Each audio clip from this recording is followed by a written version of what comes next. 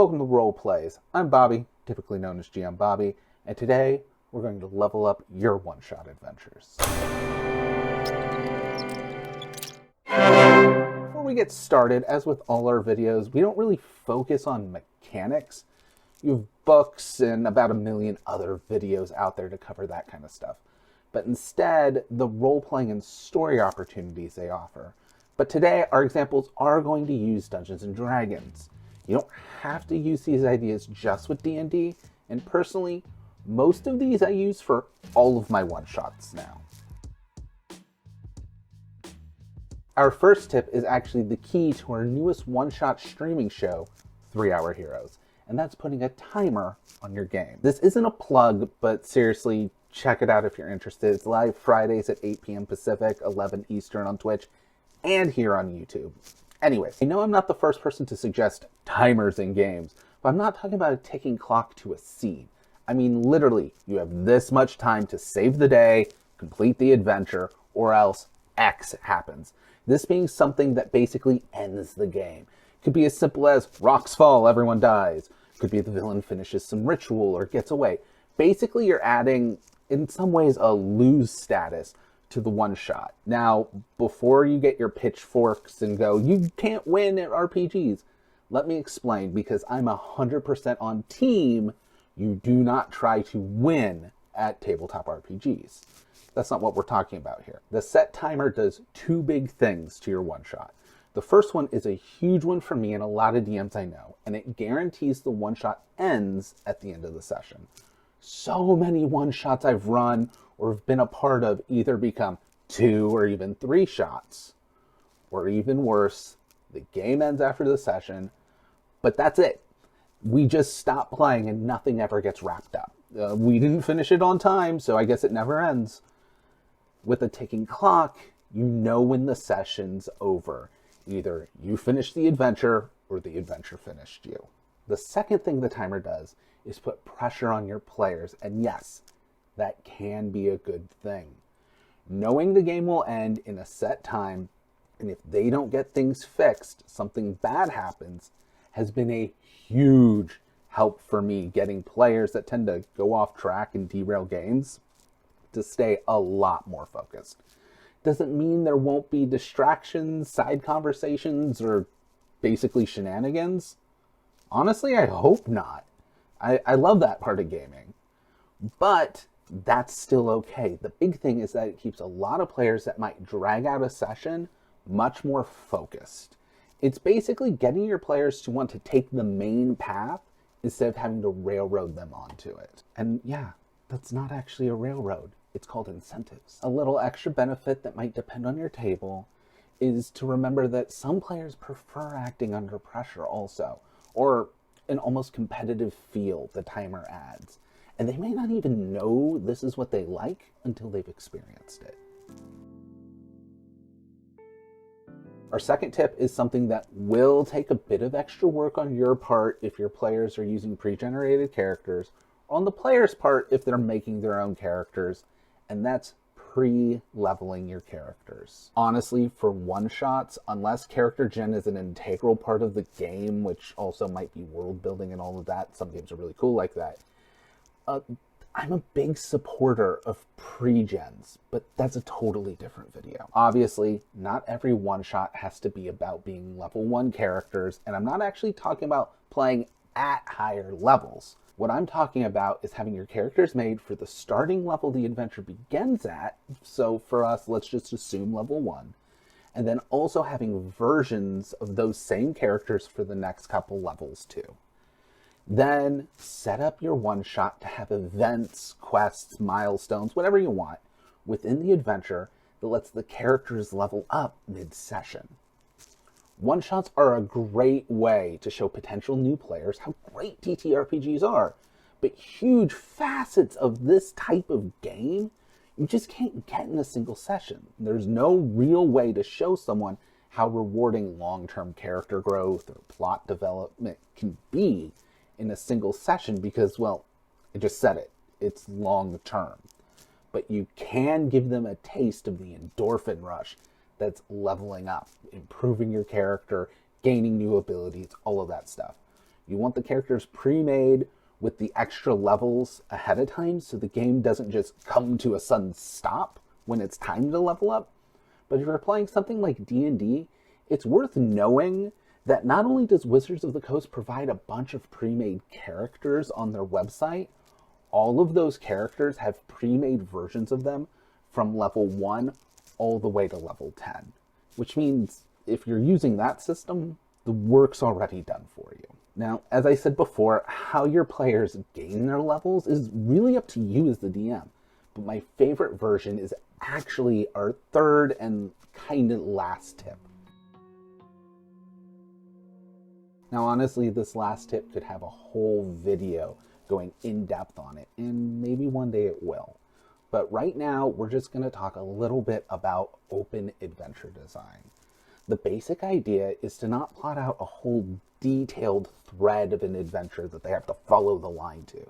Instead, give the players one problem, and then an open area to solve it, or maybe a grocery list that might not need all of the items, but the more they get, the better it is for them when it comes to facing the final threat. Or even just a bunch of side quests plus the one big threat. Combine this with the leveling advice from the last tip, and you can give them a threat they can't possibly defeat if they go right to it, like level 1 heroes facing a young red dragon, for our D&D analogy. But you then also make 5 or 6 simple quests that they can do in any order. Each one's a single location, or maybe like a tiny 3 to 5 room dungeon. Basically, each quest is a single encounter or problem, and you can spread them out however you want. If they do one quest, they gain level 2, or the next level. If they do 2 more, they gain level 3, or the level after that. So they've done 3 quests, they then get the 3rd level.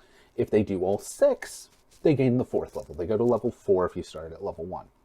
When you also mix this with the first tip of the timer, it also adds the risk-reward of deciding if they have enough time for one more small adventure before they face the big bad of the night. Now, I would also give at least one reward for each task. That way, it's not just about getting this next milestone done, but each little one also rewards them.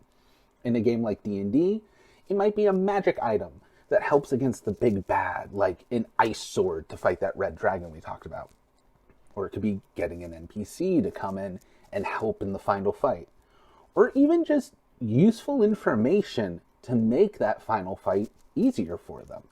The best part of this structure is not all of the side quests have to be combat. Maybe some can be talking through and convincing NPCs. Maybe some involve skill checks, like using survival to hunt down some mythical beast in the nearby forest. Yeah, that might have a little bit of combat, but the main adventure part of it is actually finding the thing. And then your reward can be, if they bring that creature's hide back to the local tailor, they can make a magical cloak for them, which will help in the last fight. In the end, basically what this design method can do is make a condensed mini campaign that lasts a single night. Keep the combat you do short, except for that big final fight. And even then, the final fight doesn't actually have to have combat, but that's a separate thing we're going to get into. Try and have different side quests to allow for specific characters to really shine and be spotlit. Another reason pre-generated characters can really help for one-shots. The simpler version of this is, as I mentioned in the beginning of the tip, the grocery list. With this, characters have a task and a set list of things they need. Some of these might be full quests. Some might just be figuring out who has the item and going and getting it. They don't know which ones are harder or easier, or maybe they do. But the big thing is the more they get, the more prepared they are. A common convention game I would run, before all this happened, is one where a bunch of teenagers have to throw a New Year's party out in the woods. I have a list of items like drinks, snacks, music, and I just say go. And they have their whole small town and whatever NPCs they want to interact with to figure out how to get those items and then get them to the location. In that example, I even purposely leave some things off the list to see if they notice them, like for drinks. If they just get sodas, yeah, cans of sodas don't need cups. But if they go, we want to get a keg of beer for the party, well, then they're also going to need a tap and they're going to need cups. But those aren't on the list. That's up to them to figure out. It's problem solving, which is some of my favorite part of TTRPGs. In my adventure that I'm talking about right here, a monster then attacks at the New Year's party as the final third of the adventure. But when running it, some groups, I never even had the monster attack. Everyone was having so much fun planning and setting up the party, it became its own adventure. And that was more than enough to really leave everybody satisfied. So I went, I'm not going to ruin the party with a monster. The most important thing, however, with that adventure is because it started with just a task, a list, and telling the players go. No two adventures were remotely the same. And yes, that does mean you can write up a bunch of stuff for a one-shot and keep playing it with different ways, either with different people or even the same people. Some had the boy genius character who has a robot power a generator they stole. Some had the rebel girl who has her own motorcycle do the exact same thing. And some stole a hearse from one player's family who ran the mortuary and turned the entire thing into a DJ booth. With an adventure like this, I do tend to seed potential adventure hooks into the pre-made characters, which again, I think we need to do a whole video on pre-mades at some point. But stuff like the boy genius having a robot, that's definitely something people might want to explain. The kid whose family runs the mortuary, yeah, their parents were actually cultists. Is it part of the main adventure? No. Did that come up in one of the ones I was running? Heck yes, and it became a very different game. Okay, I did say there was going to be a bonus, and that's because thinking about when I was writing this, I realized there was one more bonus tip that I used for that convention game, and I still use frequently for a lot of my one-shots. And that is establishing the player connections with each other at the table as part of the one-shot. Even if the players are pre-made mechanically, their backstories I tend to leave pretty open outside of set plot hooks that I think the players might use or go in interesting directions. But how each character relates to each other and whether they're friends, how they feel, that all gets left open. For me, I took something from Savage Worlds and I used a deck of cards. Each player draws a card and the suit matters. Hearts mean romance, spades is some kind of victory, clubs is some kind of defeat, and diamonds is desire. And each player picks another player at the table that they share this connection or backstory with. And together, they use that prompt to figure out what that backstory is. The one catch is if one player picks you, then you can't pick that same player with the card. For the most part, this leaves most tables I ran where everyone has two connections with each other. But even in the worst case scenario, everyone has at least one connection with another character. This randomization of how everyone is connected also lets you run the exact same one-shots over and over again, and they are so different. I have had love triangles, I have had rivalries, I have had best friends. I even had one where the boy genius's robot was actually possessed by his dead brother, and the only one who knew was his dead brother's former best friend. That's crazy, but that's what that session turned out to be, and it was so much fun. Hey, this is Editing Bobby wanting to cut in real quick because I forgot to mention the fact that a big reason why I was using Dungeons & Dragons as an example on top of, hey, go watch 3 Hour Heroes, which if you are, thank you, is by the time you've seen this, we will have already done our 5th edition episode of 3 Hour Heroes, at least our first. Let's be honest, it's D&D. We'll probably do it more. But the adventure we did is about level 1 heroes who have to face off against a red dragon, and they level in that 3-hour time limit to try and become powerful enough to face the dragon. At this point, I haven't run it, so I can't tell you if they're successful.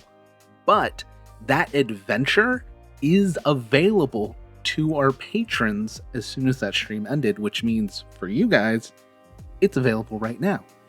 Anyways, we're wrapping the video. Now it's just going to be end card, so bye! What are some awesome tricks that you use to spice up your one-shot? Let us know in the comments down below, and we'll catch you next time with more roleplay and story tips here on Role Plays.